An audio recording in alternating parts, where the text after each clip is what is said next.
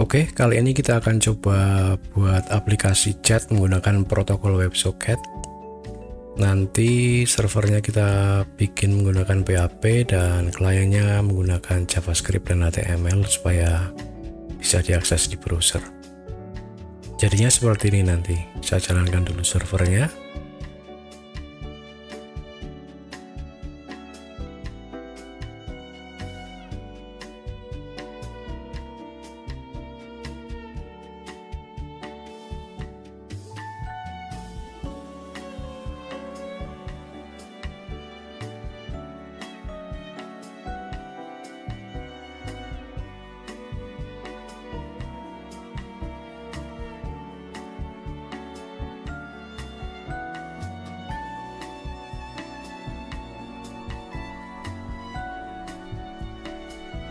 Oke, kita langsung bikin servernya dulu ya.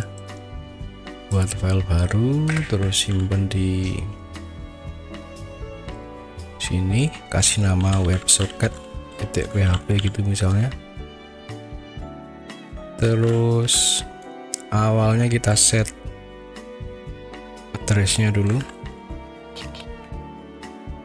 pakai 00 ini biar bisa ngebind ke semua interface yang ada di laptop saya. Terus set portnya saya pakai 80 90. Terus variabel 0 yang isinya juga 0.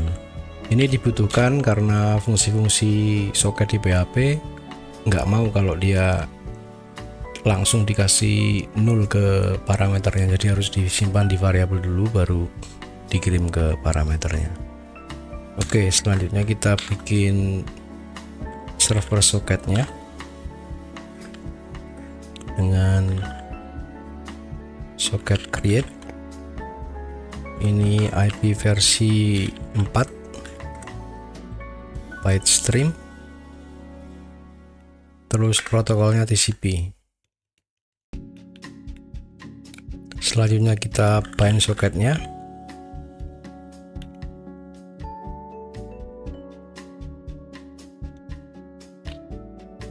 Ke alamat itu dan portnya. Terus socket listen, kita buka soketnya.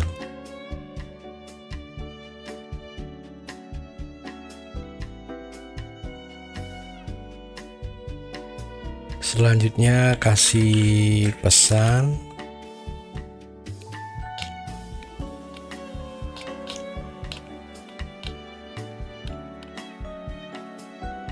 terus server soketnya kita simpan di array connection sebagai elemen pertama. Selanjutnya kita tutup soketnya pakai socket close. Selanjutnya kita tes ya apakah bisa buka soket atau enggak. Kita simpan dulu ini. Terus untuk ngetes kita bikin satu file baru, file BAT, biar enggak repot nanti kalau mau buka dan jalankan karena akan sering kita lakukan. D.2 cd ke folder PHP nya. Tempat saya di sini, tempat kalian mungkin beda.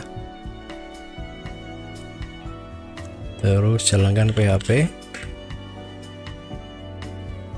arahkan ke script kita yang ini ya. Tambahin WebSocket.php, kasih pause, ini kelebihan H. Terus kita simpen di sini sebagai WebSocket.pht. Sip, sekarang kita coba jalankan. Double klik aja ini. Sip, mantap. Listening for connection on port 8090. Berarti udah bisa terbuka soketnya, cuman ini scriptnya langsung berhenti ya. Sementara kita pengennya scriptnya terus berjalan sambil mendengarkan koneksi dan pesan yang masuk. Untuk itu kita bikin di sini sebuah perulangan yang nggak akan pernah berhenti. Dan di dalam perulangan ini nanti ada 3 hal yang kita lakukan. Kita cek koneksi baru, apakah ada klien baru yang masuk. kita cek apakah ada pesan masuk dari klien yang udah terhubung. Yang ketiga, apakah ada klien yang disconnect. Oke, pertama kali kita bikin variabel baru, array baru untuk pembacaan soket yang isinya adalah kopian dari isi array connection ini. Terus kita jalankan socket select pada array read itu.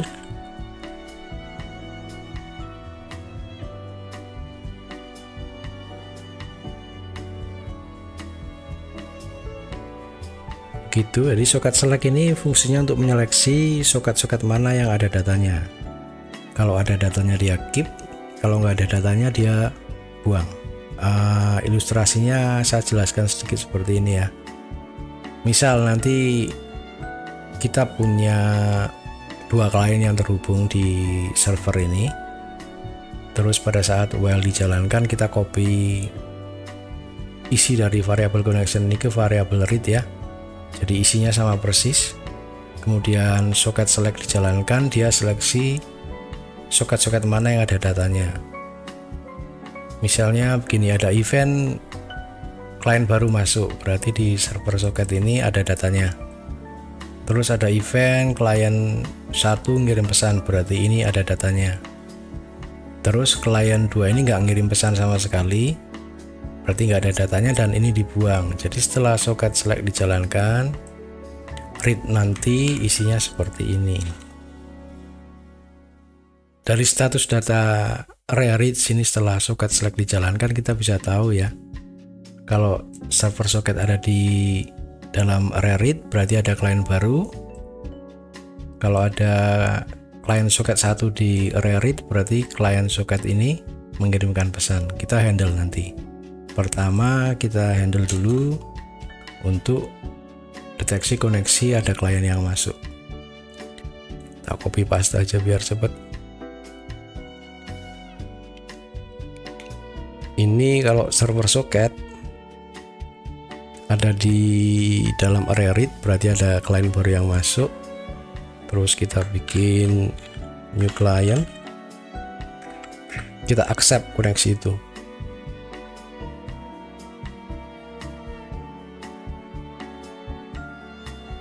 Begitu, terus selanjutnya klien baru ini kita masukkan ke array koneksi.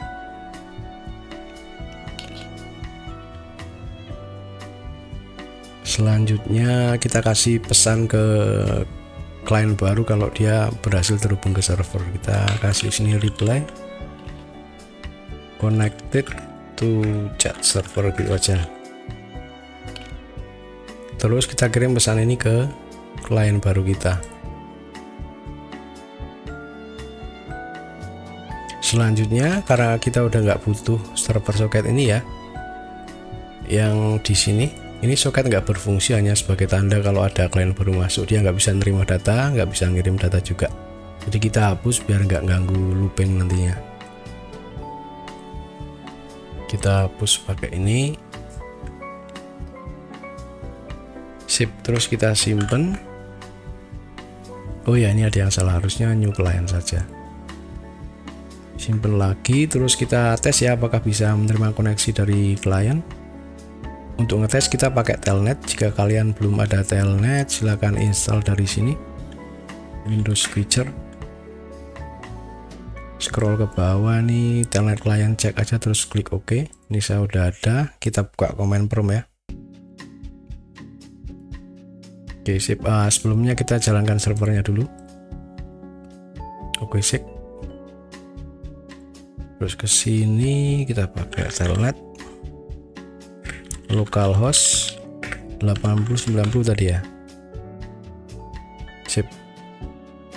Coba kita connect satu klien lagi. Apakah bisa menerima dua klien? Telnet localhost 8090. Sip, mantap. Berarti untuk koneksi udah beres, kita bisa terima koneksi dari lebih dari satu klien. Selanjutnya kita tutup dulu aja. kita handle pengiriman pesan dari satu klien ke klien lainnya. Taruh di bawah sini, saya copy paste aja.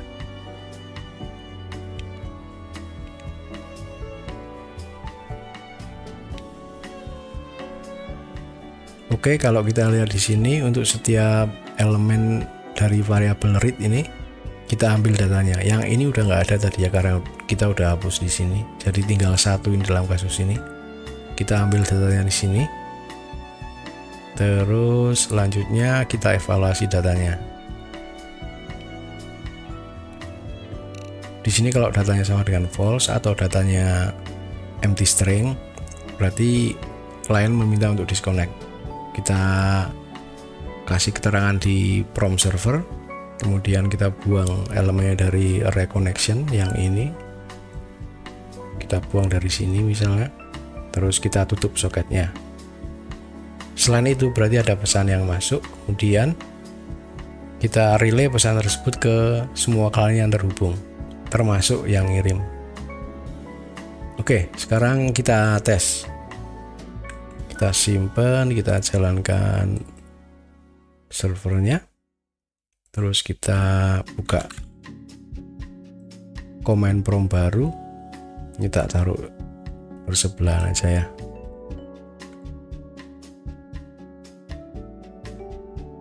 Telnet localhost 8090, masuk sini juga.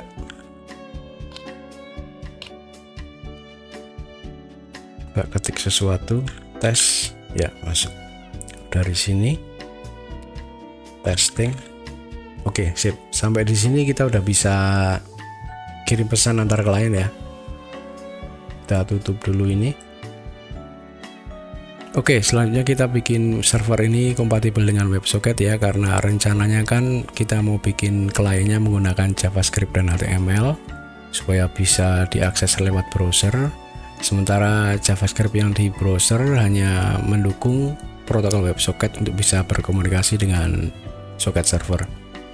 Nanti kita modif, tapi sebelumnya saya jelaskan sedikit tentang spesifikasi dan cara kerja WebSocket. Diagramnya kira-kira seperti ini nanti. Cupu sekali diagramnya, nggak apa-apa ya. Jadi klien yang di JavaScript ini sebelum bisa berhubungan dengan server menggunakan protokol WebSocket, dia harus melakukan sesuatu yang dinamakan handshake lewat protokol HTTP. Nanti setelah handshake-nya diterima oleh server, baru bisa switching protokol ke WebSocket untuk melakukan transfer data. Dan transfer datanya bukan teks mentah ya, ada masking dan encoding di dalamnya. Jadi nanti ada 3 yang kita lakukan di sini untuk memodifikasi servernya. Pertama kali menghandling handshake-nya. Yang kedua, handling transfer data untuk mendekode data dari klien. Kemudian yang ketiga, mengencode data untuk dikirim ke klien. Oke, kita mulai untuk handshake-nya dulu. Sebelumnya kita lihat spesifikasinya.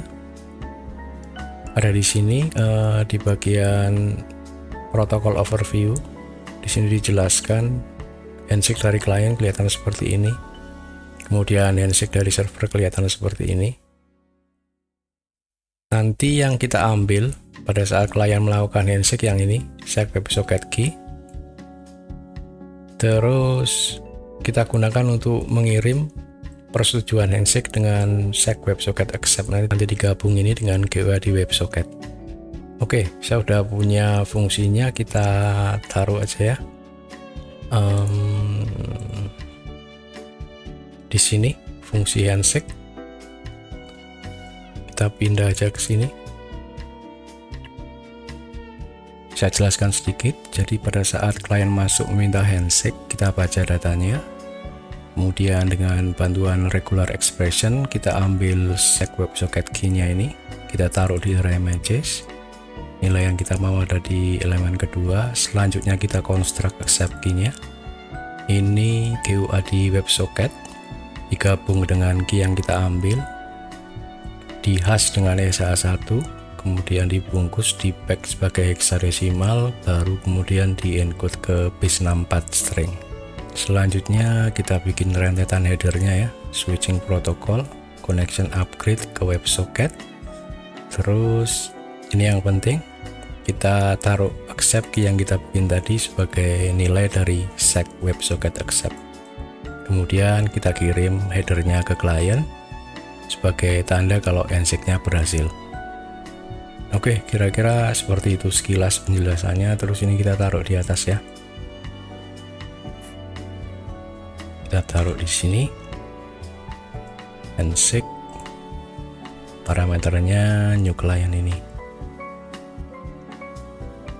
Sip, sekarang kita lanjut ke bagian transfer datanya. Spesifikasinya ada di bentar. Ya, ada di sini. Ini agak bikin pusing kepala. Jadi ini adalah format data frame di WebSocket. Yang pertama ini finbit, menunjukkan apakah ini frame terakhir atau bukan. Kalau 0 itu ada kelanjutannya, kalau 1 ini adalah frame terakhir. Kemudian 3 ini adalah reserve bit, biasanya 0. Terus ini opcode, bisa macam-macam di sini. Teks atau binary. Kemudian flag masking untuk menunjukkan apakah datanya dienkripsi atau tidak, di masking atau enggak. Kemudian payload length, ini penting sekali karena ini akan menunjukkan di mana posisi masking key dan di mana posisi datanya. Dijelaskan di sini. Jadi kalau payload length itu nilainya di bawah 126 antara 0 sampai 125, berarti panjang aktual dari data yang dikirim adalah nilai dari payload length itu sendiri. Kalau 126, panjang aktual dari data yang dikirim adalah nilai dari 2 byte setelahnya. Terus kalau payload length ini nilainya 127, berarti panjang aktual data yang dikirim adalah 8 byte setelahnya. Dan masking key adalah 4 byte setelah nilai dari panjang aktual sebenarnya diikuti oleh payload datanya, data teks yang dikirim. Agak susah menjelaskannya, coba kita pakai contoh aja ya. Bentar, oh ya yang ini contoh data frame WebSocket ya, yang isinya ini hello world. Kalau kita lihat di elemen pertama ini fin dan opcode-nya 81 itu binernya, ini bit pertama 1 berarti ini final frame. Terus selanjutnya ini nilainya 1 berarti ini text frame. Kemudian yang elemen kedua adalah flag masking sama payload length-nya. 8B binernya ini bit pertama itu 1 berarti datanya di masking ya. Terus ini nilainya 11. Nah, karena ini 11 berarti masuk ke skenario di bawah 126 ya. Berarti masking key-nya adalah 4 byte setelah payload length. Berarti di sini yang ini, kemudian ini data yang dikirim. Sip, semoga penjelasannya bisa dipahami ya. Saya paham tapi agak susah untuk menjelaskannya dengan kata-kata. Kita langsung ke coding aja, siapa tahu jadi lebih paham. Kita ambil fungsi ini, fungsi decode, taruh di sini. Pertama kita cari panjang dari payload length-nya ya, dengan baris ini. Ini saya jelaskan sedikit di sini. Jadi kita ambil elemen kedua dari data frame WebSocket-nya yang 8B ini. Kita konversi dengan fungsi ORT ini ke nilai ASCII-nya yaitu 139. Kemudian 139 di bitwise n dengan 127 hasilnya 11. Ini kalau dibinarkan jadi gini. 139 binernya ini, 127 binernya ini. Di bitwise n, jadi kalau bitwise n itu harus dua-duanya 1 untuk menghasilkan 1. Ini 1 1 0 1 0 0 0 gitu. Dan ini representasi di ASCII-nya adalah 11. Berarti payload length-nya 11. Kemudian 11 ini kan masuk dalam skenario payload length yang di bawah 126. Jadi yang kena yang sini nanti masking-nya adalah 4 byte setelah payload length. Jadi ini substring kedua 012 ini di sini masking key-nya. Kemudian datanya adalah substring input 6 01234556 dari sini sampai selesai. Oke, gitu ya. Terus selanjutnya untuk setiap elemen payload data ini kita unmasking dengan bitwise OR. memakai modulo 4. Kenapa harus modulo 4? Karena panjang masking key adalah 4 byte. Selanjutnya kita kembalikan nilai dari teks yang udah di unmasking. Oke, next kita lanjut ke proses encode datanya ya, untuk mengirim pesan ke klien. Kita ambil ini, paste di sini. Ini prosesnya kebalikan dari decode. Di awal kita set byte pertamanya ke 81, kita lihat lagi di sini. 81 itu binirnya ini. Artinya kita pengen ngasih tahu ke klien kalau ini adalah final frame dan opcode-nya text frame. Selanjutnya kita ambil panjang dari input ini, terus di sini dievaluasi. Kalau panjangnya kurang dari 126, kita taruh header di sini, di pack ke biner. Formatnya ini 1 byte 1 byte. Terus kalau panjangnya lebih besar dari 125 dan kurang dari ini 65536, ini kalau nggak salah panjang maksimal ASCII ya, kita pack ke biner dengan format ini 1 byte 1 byte 16 bit. Terus kalau panjangnya itu lebih besar dari 65536, kita pack ke biner pakai format ini 1 byte 1 byte 32 bit 32 bit. Ini sesuai dengan spesifikasi di sini ya. Kalau panjang lengthnya itu kurang dari 126 itu 1 byte. Kalau 126 the following 2 bytes, ini 2 byte berarti 16 bit. Kalau panjangnya 127 the following 8 bytes, 8 byte itu 64 bit ya. Cuman di sini kita pecah menjadi dua bagian, 32 bit dan 32 bit, nggak apa-apa. Terus selanjutnya kita kembalikan header ditambah dengan inputnya ini.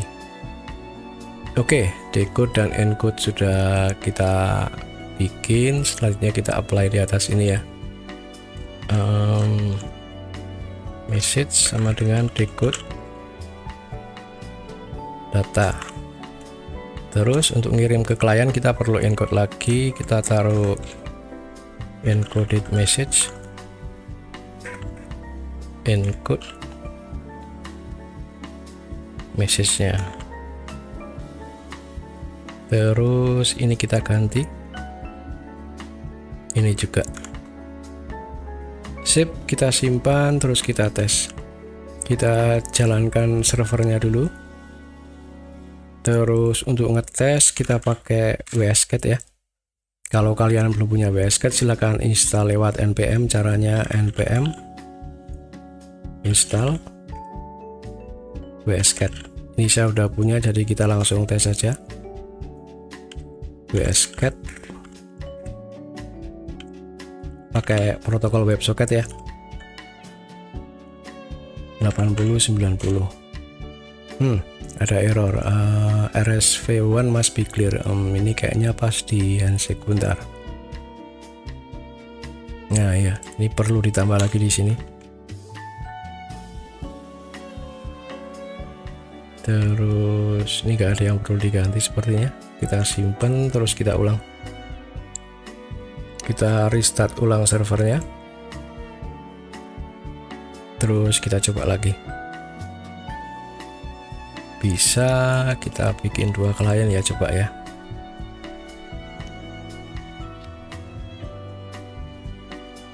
Oke, mantap. Kita taruh bersebelahan biar kelihatan. Halo, bisa balas di sini. Testing. Oke, sip. Berarti server kita udah kompatibel dengan protokol WebSocket ya. Selanjutnya kita bikin kliennya menggunakan JavaScript dan HTML supaya bisa diakses di browser. Kita langsung aja. Oke, kita bikin file baru, terus kita simpan sebagai chat.php gitu. Kemudian taruh kerangka HTML nya. Terus kita masukkan komponen-komponennya ya. Kita copy paste aja yang ini. Di sini oke, ini ganti namanya. Simpen, terus kita cek localhost. Saya pakai port 84 di sini. Oke, selanjutnya kita buat supaya ini berada di tengah. Kita masukkan stylenya ya. Copy paste aja ini.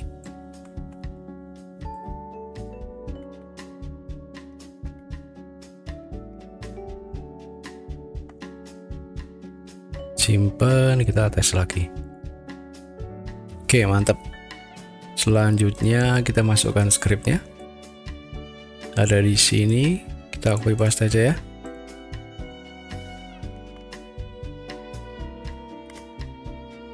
Oke, pertama kita inisiasi koneksi WebSocketnya pakai protokol WebSocket ya di port ini. Kemudian definisi untuk event on open.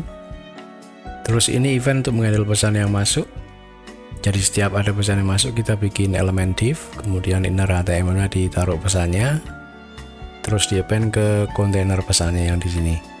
Selanjutnya kita scroll sampai ke bawah sampai mentok. Terus ini event untuk on close pada saat user menutup browser. Selanjutnya ada function send message untuk mengirim pesan.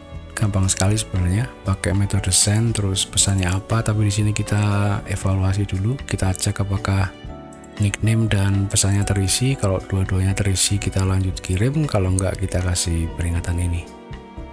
Oke, kita simpan terus kita coba ya. Kita jalankan servernya dulu. Oke, terus ini kita refresh. Oke, udah terkonek ke server. Ini pesannya dari sini ya, dari servernya langsung. Terus kita coba. Ini kok namanya nggak kekirim, bentar. Oh ya, harusnya pakai yang atas ini. Ini kita komen aja, kita simpan, terus kita refresh. Tes lagi. Sip, sekarang kita coba buka satu klien lagi.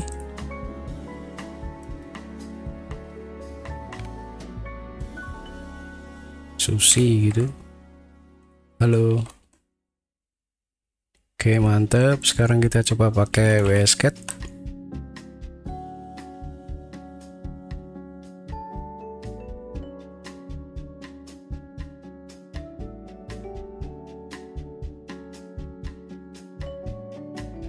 Sip, mantap. Koneksi ke server udah bisa, kirim pesan udah bisa. Sekarang kita coba disconnect client ya untuk ngetes blok yang di sini.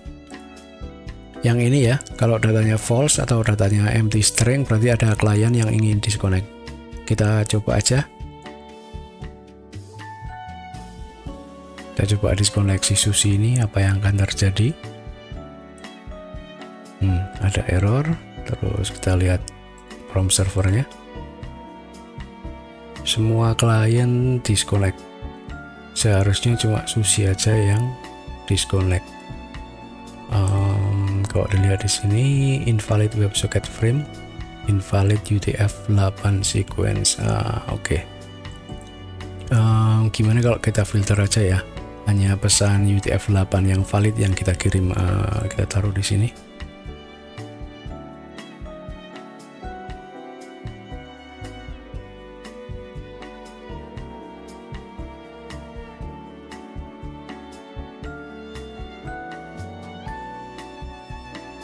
Kita simpan, terus kita coba lagi, kita restart servernya.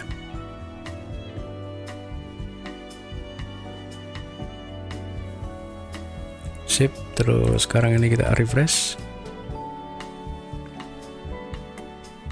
Yang di sini kita coba lagi, bisa. Terus kita buka satu klien lagi.